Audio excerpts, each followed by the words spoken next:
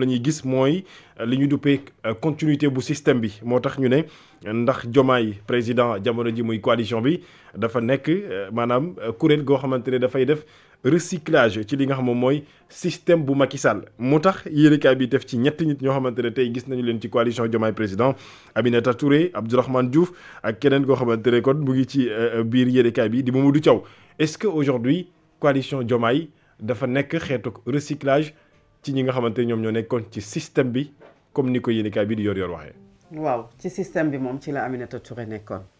Macky Sall dafa ñëw falu en 2012 jël Aminata Touré ànd ak moom. def ko ministre de la justice. def ko premier ministre de 2012 maanaam de 2013 bi nga xam ne wàccee nañu. Abdoul Mbaye ba 2014 mu def ko. premier ministre 2013 ba 2014 mu def ko ministre de la justice bi mu yegsee rek de 2012 à 2013 mu jóge fa dem tabb ko mu jiite conseil économique social environnemental 2019 ba 2020 entre temps bi ñu ko wàcceewee gis nañu yenn critiques yi Aminata Touré doon def bi mu ko wàccee waatee en 2020 daf ko def haut représentant de Macky Sall donc Aminata Touré allié sûr bu Macky Sall la gestion bu Macky Sall Aminata Touré xam nga ñaata at la ci fekkeewul Alamine Senghor ñaari at sa ñaari at yi sax matul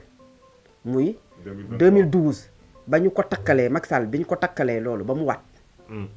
ba formé gouvernement bu njëkk bi mu formé Aminata Touré était le ministre de la justice gouvernement bu mujj bu mu formé maanaam ci doxalinam ci lu mujj li élection législative sax Aminata Touré moom moo jiite woon li nga xam ne moom mooy la direction de campagne de la coalition Benno Bokk Yaakaar kon kooku ci système bi la bokk kooku ànd na ak Macky Sall et les contents de la gestion de Macky Sall Sénégal nag dañuy demee yenn saa yi émotion ba en 2022 bi ñu ñëwee ñu war a voter moom mu romb ñu ngi toog ñun di def suñu plateau génn elle a presque boudé parce que tout simplement xamoon na ne du moom la ñu tànn pour que Aminata Touré du moom la ñu tànn pour que mu jiite pencum ndaw réew bu Sénégal dégg nga la ca Farba Ngom waxoon ak la ca amoon ak la nga xam ne moom la ñu jëloon ci signature am ak ya ca am yëpp c'est pas la peine de revenir sur ça ñu tabb Amadou Mame Diop su fekkoon ne Amadou Mame Diop tabb ñu ko Aminata Touré moom moo jiite pencum ndaw réew bu Sénégal kon aujourd'hui Aminata Touré du dem sax ci coalition Diomaye président ba Bassirou Diomaye Faye di am reconnaissance ci moom di feddali kóllëre ci moom ak ngor ci moom ak di rappeler ni mu defee ba am li nga xam ne mooy le récépissé ba mën a dem voter ji ba mën a dem nekk candidat d'abord et aussi ànd ak ñoom battre campagne jàpp ne la coalition Diomaye président ci am apport Serigne Gueye Diop il a été ministre conseiller chargé de la formation et de l'agriculture sous Macky Sall de 2012 à 2024 maanaam fukki at ak ñaar yi Macky Sall toog ci réewu Sénégal yépp Serigne Gueye Diop a ngi ci biir ànd ak moom ñu dem 2024 mu dem nekk candidat élection présidentielle il a été recalé exactement moom moo tax demul Abdourahmane àndul ak Macky Sall Abdourahmane àndul ak Macky Sall et du benn yoon bañ na ko ba bi mu paree élection présidentielle 2019 yàggul tuuti ci la démissionné ci parti bi nga xamante ne moom mooy Rewmi bu Idrissa Seck kon boo ko dee natt sax kooku di nga ne bokkul woon ci ñoom ci seeni ay doxalin mais ñaar ñële moom ils sont contents ci gestion wu Macky Sall léegi aujourd'hui Bassirou Diomaye Faye moom moo bind wala man dama jàpp ne bokk na ci ñu bind les textes du parti bi nga xamante ne moom mooy PASTEF un parti bu ñu mës a jaay nañu système bi fi nekkoon de Senghor ba lu ñu fi fekk am na lu ci bari loo xam ne baaxul et que dañu koy soppi beneen bi sax fi ñu gën a accentué wu mooy la gestion de Macky Sall ñu ñëw daanaka gestion Macky Sall tey bu doon livre la ñoom lu ci bari dañ koo tracé ne baaxul loolu la ñu jaay Sénégalais yi indi seen livre solution moom ma jàpp ne dafa bokkoon ci ñi nga xamante ne dañu tabax parti boobu parce que bu ñu fàtte ne de 2021 à 2024 avec les démêlés judiciaires d'Ousmane Sonko Bassirou Diomaye Faye bokk na ci ñu téewoon parti bi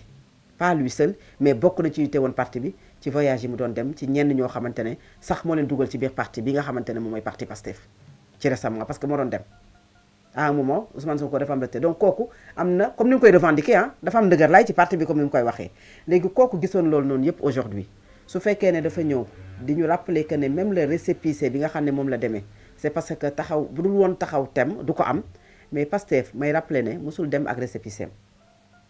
en 2012 jot na la demee bi ñu demee élection législative également 2017 waaw dafa moom la maa ngi juum jot na la demee bi ñu paree bi ñuy demaat élection récépissé beneen la ñu demee ba ni ñu demee ak bi coalition Yewwi Askan Wi élection locale yu novembre élection législative yu novembre yii nga xamante ne ci la ñu jógee ba tabb ay député ci la demee ak récépissé boppam donc le problème des récépissés du loolu moom mooy tax nit ki am reconnaissance ci nit wala ci parti politique ba doxalinam nga adopté ko yow ba adopté cette coalition man loolu man jàpp ma ne loolu moom moo war a nekk maintenant aujourd'hui nag sunu homme politique yi c'est comme ça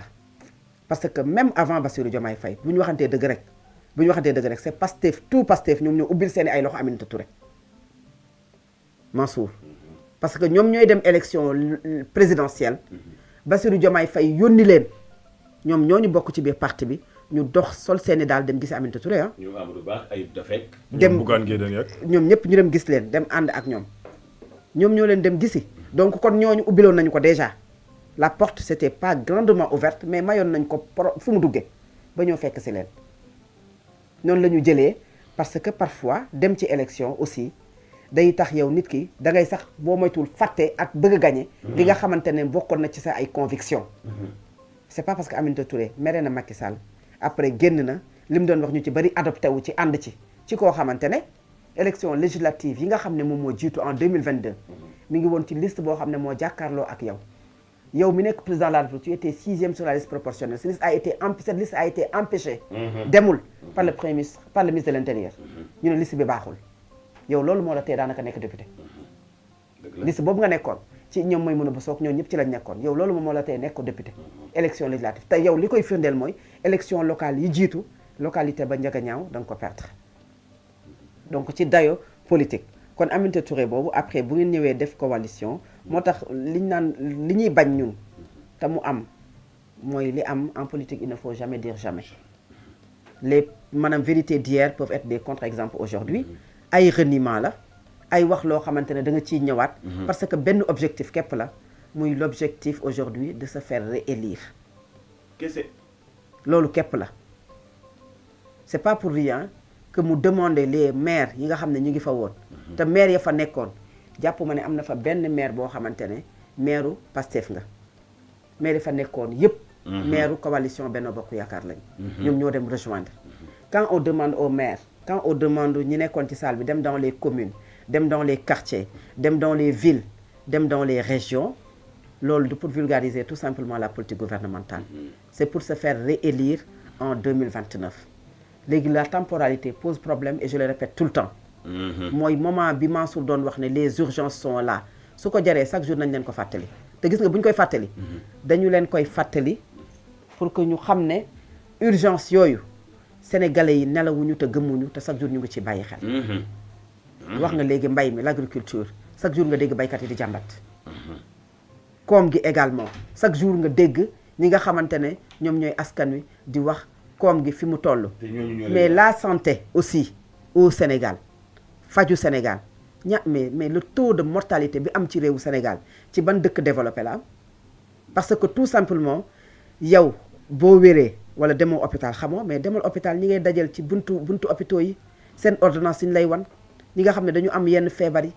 ñi nga xam ne dañuy dialyse ñi nga xam ne dañu am cancer ñi nga xam ne dañuy am pour nga faj ko ci réewu Sénégal dans les cliniques il te faut 4-5 millions dialyse pour nga dem ci clinique yi mais ñaata la lay coûter mais dama urgence nga xool nga dem urgence yi mais la santé surtout au Sénégal nga xam ne nga xamante ne kenn du ko laal nit ñu koy jaabanteloo d'hôpital à hôpital parce que tout simplement mënul am salle wala benn bi balaa ñu laa jël li nga war a joxe la santé mais l'éducation avec cette grève des enseignants qu'il faut pas minimiser parce qu'il y a des accords qui ont été signés par le gouvernement l'État c'est une continuité l'université point boo dugg fekk ca loo mën a wax ba ci presse bi nga xamante ne aujourd'hui l'environnement économique des médias pose problème presse bi dañuy dëgërlu ak bu mu ci mënti doon nag dañuy dëgërlu di ci jéem a góorgóorlu pour di sàllawloo ak seen ay liggéeykat pour di fay salaire yi parce que l'État ne crée pas d'emploi mais il crée les conditions yuy mën a tax et il garantit l'emploi ñaat nit lañ ñàkk ñoo ñàkk seen ay liggéey ci ay bërëb yoo xam ne dañ fa doon liggéeyee on vous attend sur tout ça léegi taxaw di ñu servir un plat bi moom mooy à 3 ans de l'élection présidentielle dañu war a waxtaan politique tous les jours dañu war a wax ci coalition Diomaye président tous les jours dañu war a wax ci acte tous les jours demain la coalition Benno Bokk Yaakaar va s'organiser après demain Barthélémy Diaz va s'organiser ñu dem noonu continuer ko mu nekk un perpétuel recommencement pour le Sénégal li nga xamante ne jàppoon nañu ne lii ñu doon dund entre 2021 et 2024 alhamdulilah mauvais souvenir la et les Sénégalais loolu la ñu bëgg wan nañ leen ko wan leen ko moom moo tax ñu voté 54% Mansour et au premier tour pour la première fois dans l'histoire du politique du Sénégal maintenant su fekkee ne ñi nga xam ne démb ñoo taxawoon jàkkaarloo ak yow jàmmaarloo ak yow aujourd'hui ñoom ñoo la ñuy àndal dans une coalition pour doxandoo ak ñoom te ñooñu bi ñu nekkee fii li ñu yoroon Sénégalais yi ñoo ko ŋaññi ne loolu baaxul ñenn ñi am na ba tey ñoo xam ne dañoo jàpp ak ñoom ndax ñooñu aussi da nga leen di respecté jox leen cër te xam ne ñoom gëm nañ ne li fi nekkoon baax na moom moo tax ñi am 54% ñi am ay 17 ñi am loolu mais li ci ëpp wane nañu seen bopp et la majorité l'emporte toujours la raison pour laquelle vous avez gagné léegi nga continuer compagnonnage bi ak ñooñu non seulement ils ont des postes dans votre gouvernement mais au-delà de ça dañuy ñëwaat indilaat ñu encore beneen cycle boo xamante ne dundoon nañu ko da ngay toog ba mu yàgg nga ne politique yi est-ce que ñoom bàyyi nañu xel Sénégalais yi question boobu ngay posé à la mine. parfois sa xol dafay métti laaj Mansour réew mi jamono ji nga xamante ne dafa mel ni yaramu mag foo laal dafay métti Fatou mu ngi koy wax léegi li ñu gën a yitti wala li leen gën a yitteel mooy politique doy na war de. mata fàttali aussi sànq bi muy wax ci ministre yi nga xam dañu nekk ci gouvernement bi te xejj lool te wane seen doole ci biir coalition Diomaye Fatou mi ngi tudd sànq Serigne Gueye Diop mi nekkoon ministre conseil ci Macky Sall presque pendant mandat wu Macky Sall bi yëpp mais bu leen fàttali aussi Abdourahmane Diouf bénéficié woon na ci jamono yu mburoog soow bu Macky Sall ak Idrissa Seck ñu ci fàttaliku moom itam amoon na benn nomination waaw en tout cas c'est pas politique Abdourahmane nguuru Macky Sall kay ku jiite direction Macky Sall la nommé dañu ko nommé woon ñun ñu ngi woon ci nguuru Macky Sall